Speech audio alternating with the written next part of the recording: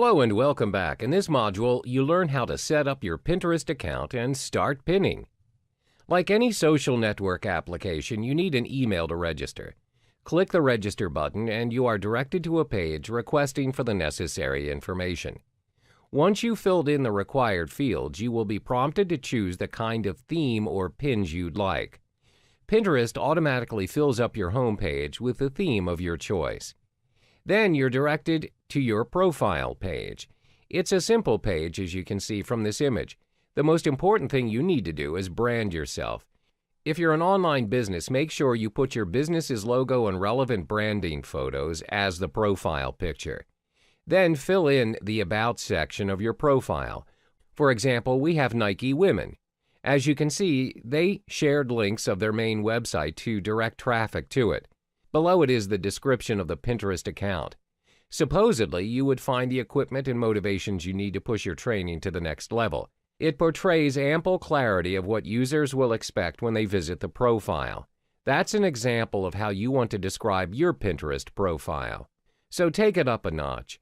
All you need now is to create your own boards. Your boards can be anything so long as you label them according to your objective. There are no black and white rules on how you want to name your boards, but it's crucial for you to understand that Pinterest's search is based on keywords and tags. Say, for example, your business provides recycling services, and one of your boards is labeled Recycling 101 or Recycling Act Around the World. Both titles contain the subject matter of your profile, which is recycling. When users look up recycling ideas, your boards are shown in the search list. Notice how most social network hubs have their own unique interface and user options.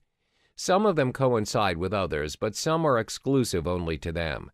So before setting up your own Pinterest account, here are some of the unique slangs you need to be familiar with. This helps you to utilize and optimize Pinterest. The key factor of Pinterest is its pin and its board.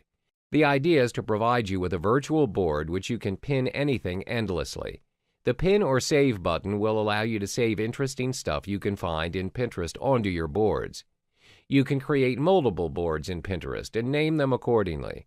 Another unique option for Pinterest is the Tried It button. It signifies your action towards the pin that you saved, whether you've tried it or not. The common options in Pinterest are the Like button and the More option button. They allow you to download the image, report the pin, or even copy the link of the pin. Finally, the Add Pin button, or commonly known as the Add button.